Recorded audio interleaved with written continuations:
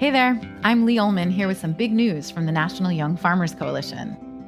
We're partnering with Heritage Radio Network on a special season of The Farm Report.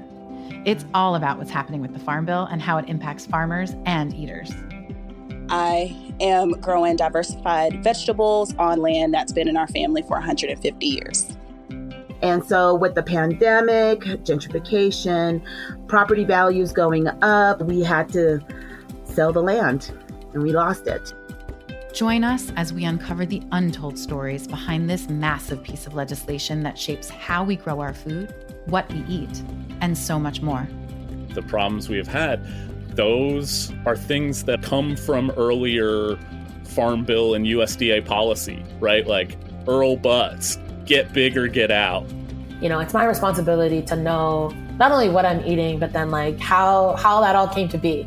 And realize like, wow, like this piece of legislation, all this money, like it's technically something that I support as a taxpayer.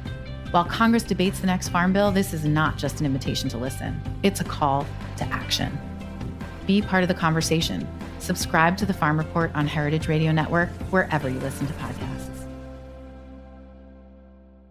Today's program was brought to you by Visible Ink, a free-of-charge writing program for cancer patients at Memorial Sloan Kettering Cancer Center. For more information, visit mskcc.org/visibleink. Hi, this is Celia Kutcher, host of Animal Instinct, and you are listening to Heritage Radio Network, broadcasting live from Bushwick, Brooklyn. If you like this program, visit heritageradionetwork.org for thousands more.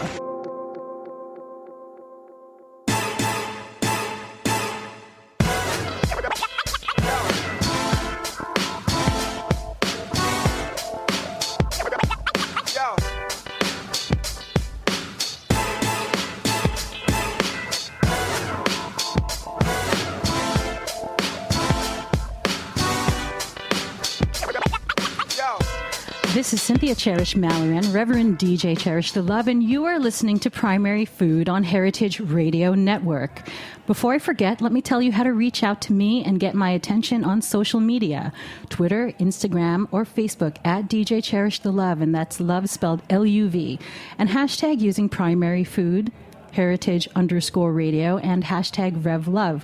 Welcome to Primary Food on Heritage Radio Network. Okay, so what exactly is primary food? I learned this really great concept in nutrition school at IIN, the Institute for Integrative Nutrition, that the food you eat, you know, the stuff we put in our mouths and chew and enjoy, we consider that secondary food. Primary food is everything else in life that nourishes us before we sit down and eat.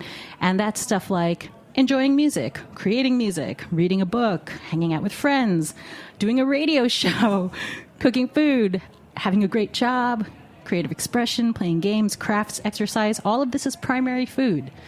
And you'll notice that the better quality primary food you have in your life, the better quality secondary food you have, and it's kind of the way it goes. And I'm so glad I learned this concept because it was the high quality primary food that I kept in my life while going through chemotherapy last year that kept me happy and healing my cancer. So today I have a very special guest on, Carrie Beehan. Hi, everybody. I think we need to scoot you over here for people. Okay. If you're listening live on heritageradionetwork.org, we are also Facebook Live broadcasting this episode for the first time, and definitely not the last. So if there are any kinks or, you know, weird glitches or stuff like that, we'll iron it out. This is just like our like first run. Yay! We got approval. So Primary Food is produced by Heritage Radio Network, a nonprofit member-supported radio station devoted to all things food. So help keep Heritage Radio Network and my show and everyone else's show alive by becoming a member today. Go to heritageradionetwork.org and click on the little beating heart to donate. Do it now. I'll know you did it. I will totally reach out to you and I will totally remember that. We'll all know it. You'll help keep our lights on. You'll help keep these mics going. And Pierre, our engineer today, you know, he'll get a paycheck. So we need you. So Carrie Beehan. Hi. What's up, girl? Oh, God. I'm so happy to be see here. You? Should I move this camera? Who is saying hello from... Okay. We have people from all sorts. This is, oh my God. Facebook Live is the deal. Wow. Hi, everybody.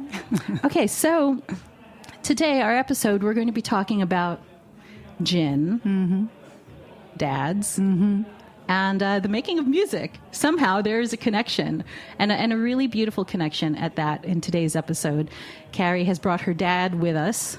Let us bring him into the camera. Let's bring him into the camera. This and is my, for this those is my listening, father. for those listening, Carrie's holding a bottle of gin. And it's a very special gin. It's the last in existence, and it's distilled on an island in New Zealand by my father, who passed away a couple of years ago.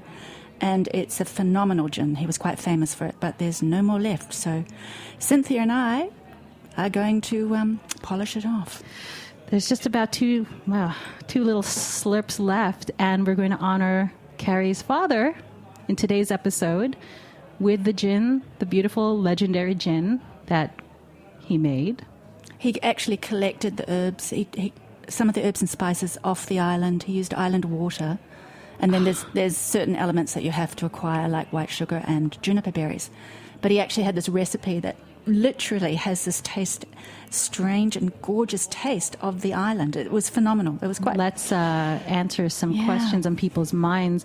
They're asking, what island? It's called Kawau, Kawau. It's on the North Island, on the east coast of the North Island.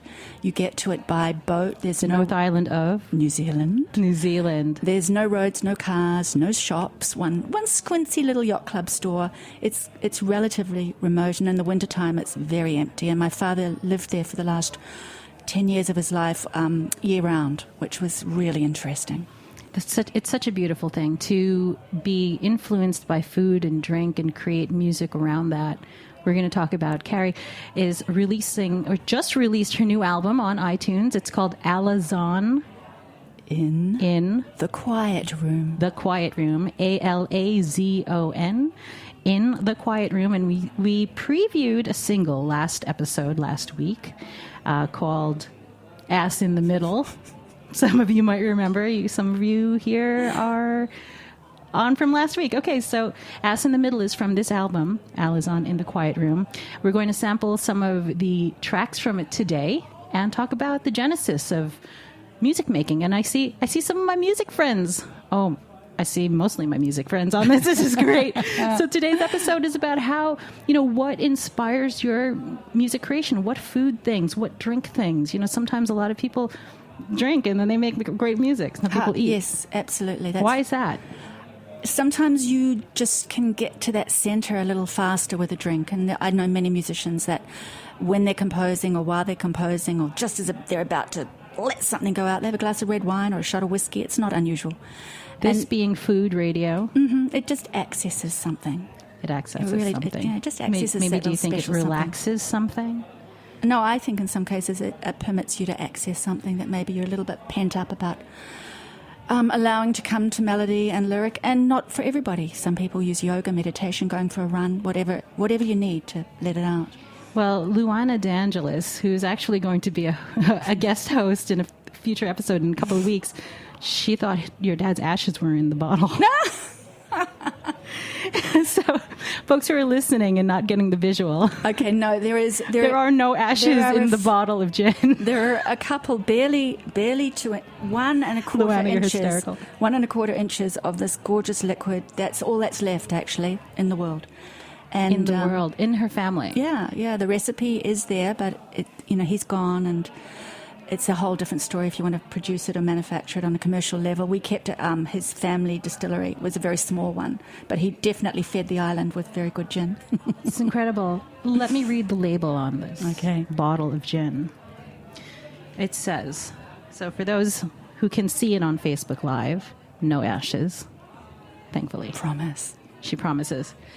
For those listening, the label of this beautiful bottle of gin with just about an inch or so left of Carrie's family gin, Kawau Celtic Classic Premier Gin. Kawau Celtic Classic. Kawau Celtic Classic Premier Gin.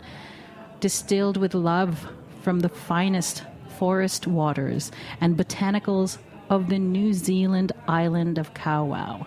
In no other place on Earth does the majesty of nature blend together the therapeutic qualities of kiwi, weka, wallaby, possum, wild feline, and bush rodent.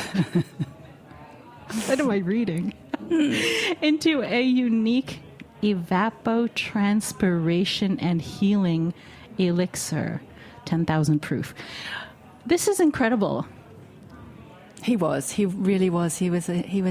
Well, tell us about your dad. He was a artist in the last 10 years of his life. He'd always wanted to be an artist. He was very talented as a child, but in his period in time, it was important to get married, have children, and support them and send them to school. So he had to choose a lifestyle that was going to support my mother, and he became a manufacturer.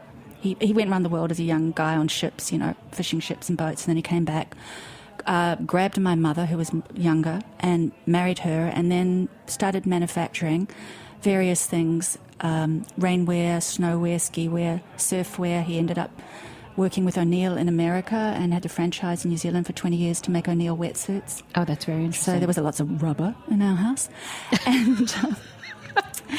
And when he retired, he moved to the island and carved. And he carved from tree roots and logs and roots that had washed in on the shore. And his carvings are exquisite. Some of them rather large.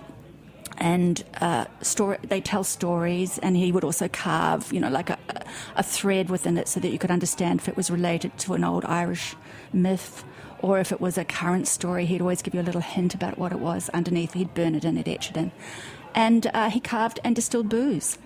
And he would have dinner parties. He would literally open up his property and he would make the placemats. He would design the menus. Your dad would do this. Your dad was the Martha Stewart of your family. Dad was 83. And he did these Yeah, and parties. then he would have like 27 people. The locals from the island would come in on their old rowboats and their dinghies. That's incredible. And sit around and have these like 5 courses of whatever they could put together on the island. And that's not always that much, but he made these sumptuous feasts and he was really quite famous for it. Your dad fed the neighborhood. That's so beautiful. How did he make gin? Well, the process has white sugar, powdered white sugar and chemicals, I have to admit. And it's a process of pouring it off through these distilleries, and then he would grind. I actually filmed him. I've got it all on film, but he would grind his juniper berries, and he would grind the feces and the weka and the wallaby and the possum poo and all the other things. He would grind them with a hand pot, and then slowly strain this through cheesecloth through these different time periods with the gin, because it would sit in the wardrobe in different vessels for certain periods of time, and then that one could come out and it could be distilled and poured through cheesecloths, and then the herbs could be added, and then that one would go back for another 3 days, and that one for 3 weeks. It was a whole science, and if you disturbed him, you were allowed to film him, but you did not disturb him when he was in his science of gin making. Yeah, it was. Oh my Isn't that just like making music? Very much like making music. It's like, do not disturb. You can film me, but do not disturb me. And he was very used to that. He was very used to me making music. Whenever I came to visit him from the States, I'd lug some gear with me and be sitting in a room with headphones going, "Don't talk to me, I'm writing a song." So he was used to it. So we were very compatible, two complete geeks together, very happy. When did your father pass away? He passed away January of 2014, and by about February or March, I found myself lying on the apartment floor of my studio apartment in Manhattan and looking at my I have a gorgeous keyboard that I just got not that long ago, and my gear and all my recording equipment, and looking at it, and I basically said to myself, "Ben, if you don't get up off this floor and write another album, you are never going to write another album again." The kind of the grief and that stop sign was so prevalent. And I literally, dribbling and crawling, I got off the floor and sort of pulled the dust cover off everything and turned the computers on and grabbed the mic. And after that, I demoed an entire album in 6 weeks. Is this where this new album came from? Yes, this came from there. And luckily I was on my way to a residency in a gorgeous historical town in Arizona called Bisbee in the mountains. So I was able to take my demo and live with it for a while and put butcher paper up on the walls of the studio and draw the whole song line and map it all out. And then come back, and it's taken about a year and a half. You've taken the profundity of losing a parent and turned it into an album. He actually would have killed me if I hadn't have done that. Yeah, he was. Wow. He was so behind my art. I paint as well. I'm a multimedia artist, and he's always been such an enormous supporter of my work. This again is just more evidence, I guess you can say, of my understanding of how music heals, how music is so necessary. It is my main form of feeding myself and nutrition as a DJ and just a person who loves music in every way. I say that we should honor your dad, have a little bit left of this. I'm sure we're not going to top it off. Let's do this. Oh, she's going to pour it. I'm going to pour. Can you hold Folks the glasses? Who are listening. And we're not drinking on air. And by the way, we are using... where's that camera? Cherish the Love My coasters. All right? You only do this with a Cherish the Love, DJ Cherish the Love coaster under your gin. Okay, so we're going to have Carrie's father's gin, the last bits. The last bits. Hold on, I better do this like that, sorry. Yeah. Those who are listening, you can hear the glug, glug, glug. Have you got that one? Glug. I've got it in my hands. All right, here comes this. There we go. I'd just like to add at this point the song Chandelier in a Rowboat that we're going to play you. My father's life actually turned out to be extremely difficult. He went belly up 3 times. We lost several houses. He died in poverty and never was able to turn off the manufacturing machines and have a break. So this makes this all the more poignant that he created beauty amongst a lot of hardship. For those who are listening live, you're about to toast to Carrie's father. His name? Michael John Beehan.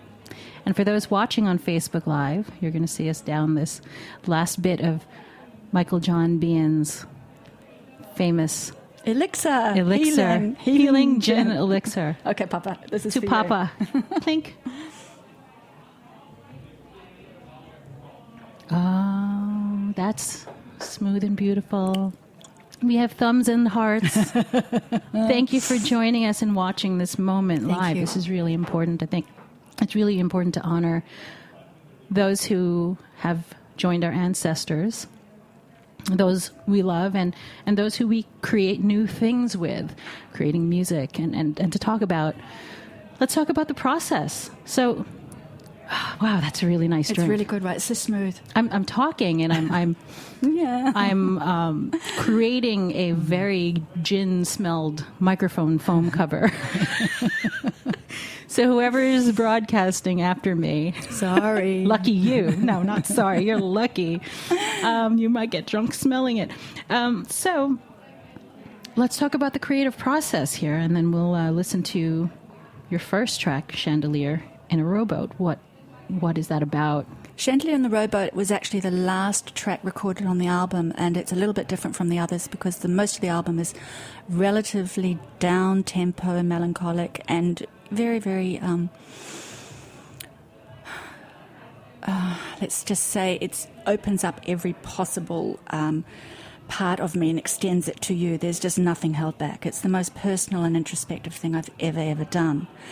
Chandelier in a Rowboat is in homage to my father. It's his story. And it's a little rougher, it's a little more upbeat, it's a little more, listen, this was no easy life. It actually has been really hard. And I want you to hear his story because at the end of it, he still came out shining. And the last time I spoke with him, the very last thing he said to me was, "My dear, no tears." And put your chandelier in a rowboat and push off to sea. It speaks for itself, but it was the advice I was given. So the last thing he said to you was, "My dear, no tears." If you are watching Facebook Live, you can listen to us debut, I should say, Chandelier in a Rowboat by going to heritageradionetwork.org right now, because I don't think you'll get the feed through the Facebook Live video because we're going through the mixer board and everything. So, oh, hey, Jack Inslee says, miss you. Oh, we miss you, Jack. So, log into heritageradionetwork.org right now. And in about a minute, I'm going to play Chandelier in a Rowboat. So Chandelier in a Rowboat, again, let's talk about some of the lyrics because they're about to hear it. It came about, I was in Bisbee. It was between New Year's Eve and Christmas Day, and I had this amazing cabin, this kind of cowboy cabin. Someone had left me to write a song in during that period of time, and so I'm in this tiny little town right by the Mexican border with these incredible mountains, and it just gave me this amazing sense of freedom to actually write down our history, our family history, some of the issues with it, and how I'd come to be in this place with my chandelier, my prized possession at that point being my dog and my guitar. And I'd take my rowboat and come over to the mountains near the Mexican border in Arizona.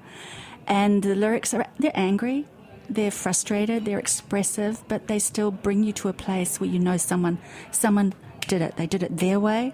And for that, I'm so grateful. And he's given me the strength and the power to take my chandelier in a rowboat and come to a foreign place. I've been wandering the world for 4 decades, 5 countries.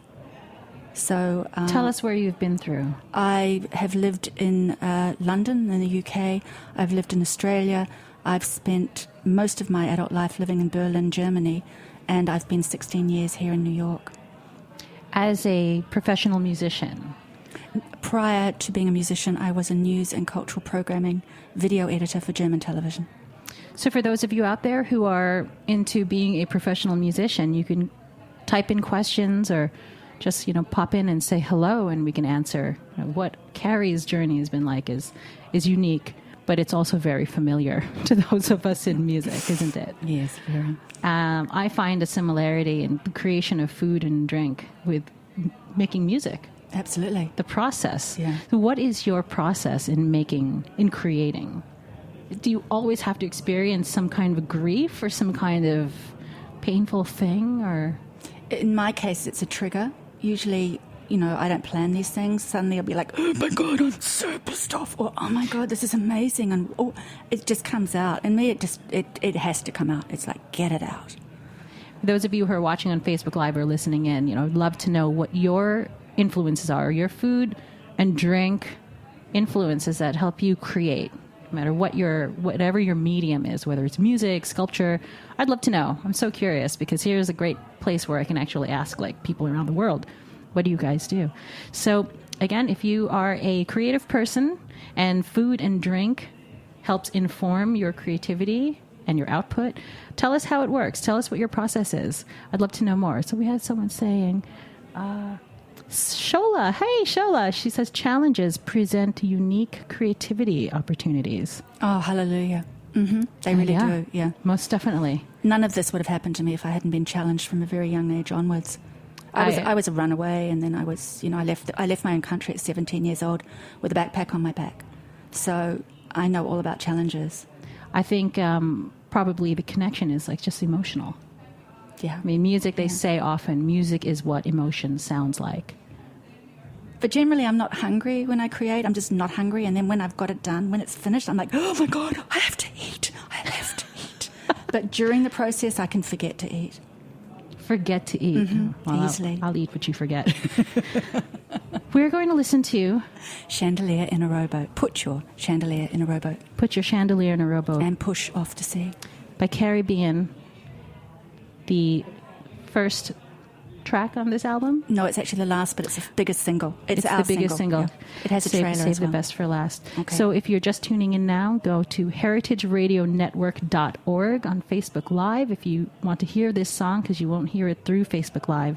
So go to the browser, heritageradionetwork.org. Chandelier in a Rowboat.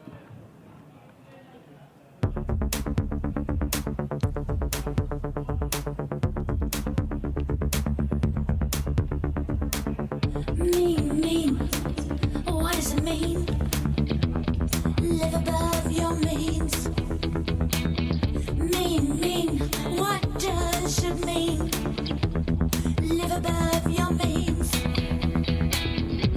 And who was that man again? He went down to 5 years for his fraud and deception.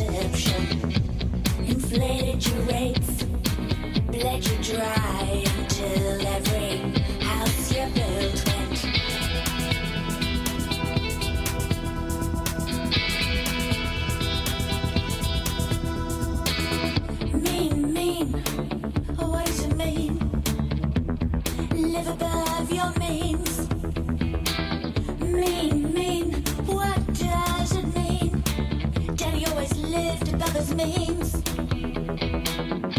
His vision was gold, shot with bullet holes of great expectations. Original thought, but a briefcase full of obligations.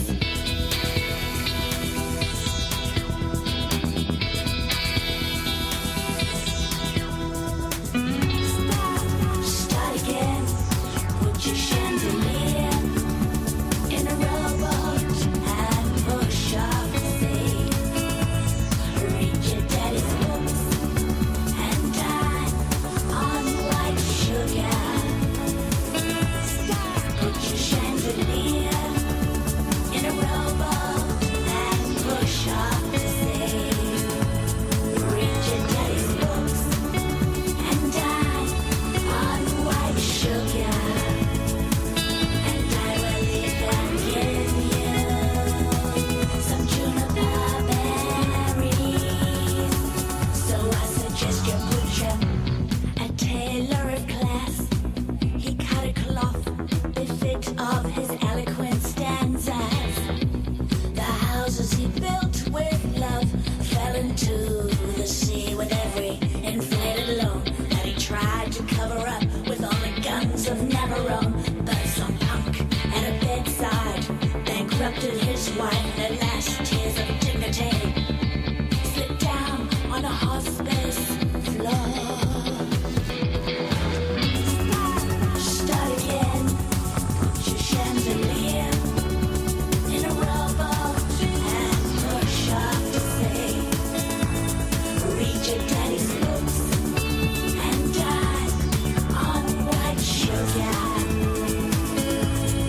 Put your chandelier in a rowboat and push off the sea. Read your daddy's books and dine on white sugar.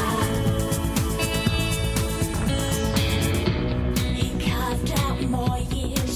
He plugged those bullet holes with oilcloth and sandpaper.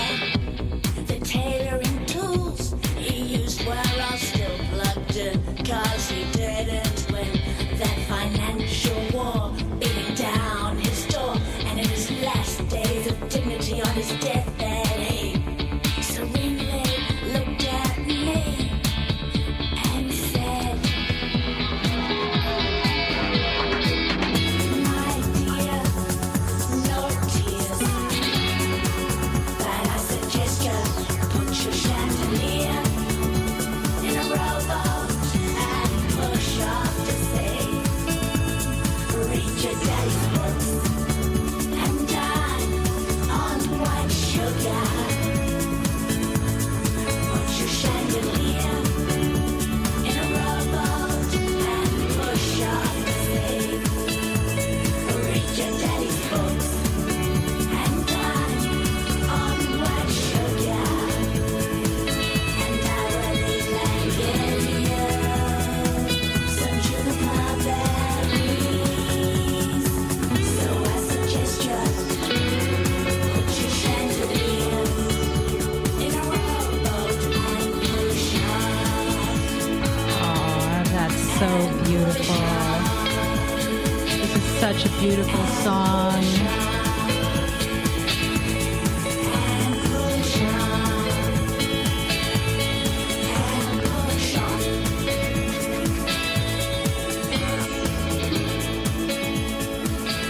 That was Chandelier in a Rowboat from Carrie Beehan's new album, Alazon in the Quiet Room, available now on iTunes. Please go and purchase it or pre-order it if it might not be available in this very second. Ooh, there's the next one. Now, for those who are watching on Facebook Live, as I said, this is the first time we're doing this, so thank you for telling me that the signs I'm holding up are mirrored and you guys can't read it. It was things like, what state are you from? Those of you on Facebook Live, what state are you from? Let us know. We just are so curious about how this works. And those of you who are listening in, thank you for being here and listening every week to Heritage Radio Network and Primary Food. We like to talk about food, and creativity food, and how we feed ourselves with it and how we feed the world with what we create. Carrie, I made her cookies. Carrie happens to also make food. Diana from New York. Hey, Nona. So tell us about some of the food that you eat. Well, I made DJ Cherish the Love. I made her some cookies. They're ground, organic, raw pecan and almond and cashew with black molasses, some coconut oil, and some coconut sugar. And it's baked in the oven with a tiny bit of baking soda for only 15 minutes. And in this case, it has some organic prunes and organic figs chopped into it, and some chocolate, some little baby pieces of chocolate. And they're absolutely delicious. And I bought the jar to present. Good heavens. My God. Listening to that, was that not like, those of you listening on the radio, was that not like she was flirting with us? I like making things. She was just like hitting on me with food. Thank you. I will eat it off air. I promise. What does it feel like to put together this album, to have it come out now? What's the experience like? Carrie's album has been receiving critical acclaim in the best way, in a ridiculous way. The reviews that have come out over the last 2 weeks, I keep just having to sit down and go and catch my breath, because I feel so incredibly honoured and blessed. I haven't put an album out, a full album. We got thumbs ups. Oh, thank you so much, since 2007, and it was very different. It was kind of funky and up-tempo, and a lot of my European electronic stuff, because I come from a whole European electronic album background. I had an album with BMG Universal back in the late 90s and all that blather. So this one, 7 years after the fact, and so quiet. You could hear a pin drop, and my extremely light, very, very light voice, which obviously wasn't on that last track, but it's on all the rest of them. And putting this together, going through lyrics that I'd had for years, or memories or dreams or apocalyptic states that I had never been able to actually get down. Everything came up. Everything comes up when you lose someone that you really, really love. It all just comes out, and you have to do something with it. It's like literally you're emptying out the fridge, and you've got all these things to use. Nothing's expired, but you've got to use it, and you've got to be creative how you do it. And I had the most amazing musicians participate with me who just, they enhance the recipe. They literally come in, hear what I've written, hear what I've done, often ask if they can overplay my guitar, because I'm not the best guitarist in the world. And sometimes I don't let them, and sometimes I do. How rude. Add to my very basic piano skills, but they often leave them in, which is always a great joy and delight for me. Leave my synths alone and do not touch my horns and rhythm section. But I had some of the most amazing musicians come in and add to the recipe, bring in their skills, and in some case rearrange. And my producer basically is Robert L. Smith from DeFi Recordings, who has worked with David Bowie, Aretha Franklin. He's worked with Shaka Khan. He's been 30 years in the business. He started off, like as a busboy in the hit factory and sound factory. And this guy's worked with everyone. And you sit with this man, and he's producing your album, and he comes from a place too of liking something that's a little odd, lots of room around it, and he turns your vocals into gold. It's just been I see a connection between the making of music and the making of food. You said recipe. Mm-hmm.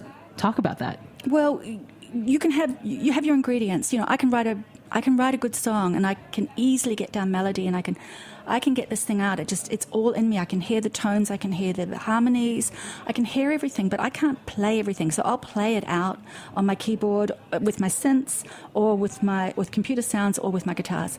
But when you ask other people who are probably better at putting the icing sugar on top than you are, they can do the florets a little better, or someone else that just knows how to add that extra liqueur to the jam in the middle of the cream that's going to taste better than yours, you let them in, because all they're going to do is enhance your music. And this communal effort pays off over and over and over.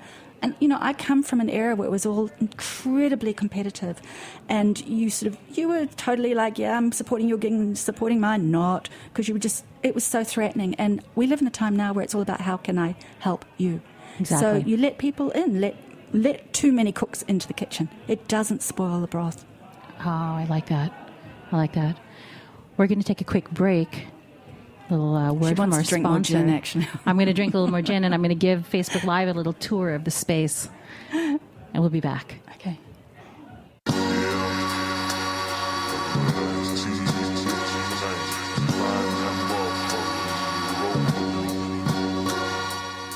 for this commercial break is brought to you by RecTech, and this track is called Dues Paid.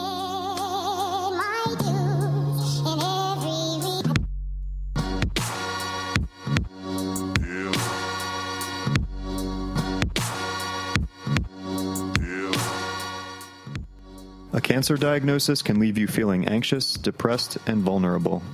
Visible Inc., a writing program at Memorial Sloan Kettering Cancer Center, offers patients the chance to work on a writing project of their choice, with individual support from an experienced writing mentor. Our goal is to reduce stress and give voice to your story, poem, blog, or memoir. Visible Inc. publishes an annual anthology of works by participants and stages a live performance of selected writing featuring Broadway entertainers. The program is free of charge to Memorial Sloan Kettering patients and is fully supported through grants and donations. If you're a Memorial Sloan Kettering patient, a potential volunteer, mentor, or someone who would like to support Visible Inc., please visit our website at mskcc.org/visibleinc.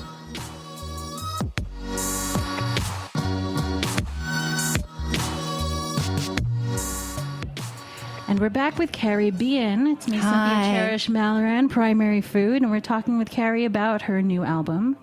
And it's already like 6:41. I don't know. Time always goes so fast on this show. It's kind of crazy. We have like 3 minutes left, basically.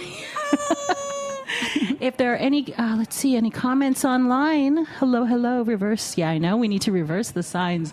So we're learning. Those of you who are listening via the radio, we're trying to just figure out how to do a good presentation via Facebook Live and do this show this way on air and Facebook Live from now on, because we've got some big stuff coming and some really interesting guests coming.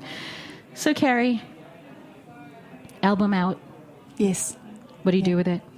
I have a show called Alazon in the Quiet Room, Part 1 Displaced, which I've performed in Berlin and on Governor's Island in New York and in Arizona, and that will be my next project, is to get that into a New York theatre. And the trailer for my album is going to be released tonight.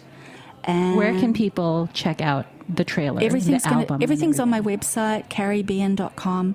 Beehan is Beehan. Carrie is Carrie, so carriebeehan, Beehan.com. The trailer will go up later on this evening. PR have not let us release it yet, so it goes up tonight. And you can get everything. Everything's on my website. We're coming out through Cargo Records in the UK and London, and our label is in Williamsburg. It's called BNS Sessions. But everything. I can link out to everything, so you'll find everything you need on my website. Just a few words of what the critics have been saying about your album, and who. Okay. Don't be shy. Okay, this is a moment. You need to own it. Audio Fuzz, Ground Sounds, Impulse Magazine, The Edge. Today we had Surviving the Golden Age, and I'm being compared to, that song was being compared to Lena Del Rey and Tom Waits, and then they're talking about my Massive Attack approach with all the electronic stuff, and then they're talking about my theatrical and performance art with the quiet, more theatrical pieces, and it's been exclusive to 2 or 3 of the reviews, and it's just it's getting the rave, and it's coming out tomorrow. If you're not convinced yet, I'm going to tell you, please just go and get the album. Check it out. It's wonderful. The story behind it. Dad had a piece of it, and it tasted very good making it. So, thank you so much for having me. It's been such a pleasure. Thank you, Heritage Radio. Thank you, Pierre. Thank you, everyone who's been here on the Facebook Live experiment, and those of you who are listening and listen every week. I'm so happy that you're here. And I guess that's the end of this show. You've been listening to Primary Food on Heritage Radio Network. Again, Primary Food is produced by Heritage Radio Network, a non-profit, member-supported radio station devoted to all things food. Help keep Heritage Radio Network alive by becoming a member today. Go to Heritage Radio Network and click on the beating heart to donate. Do it now, and I will love you forever. Me too.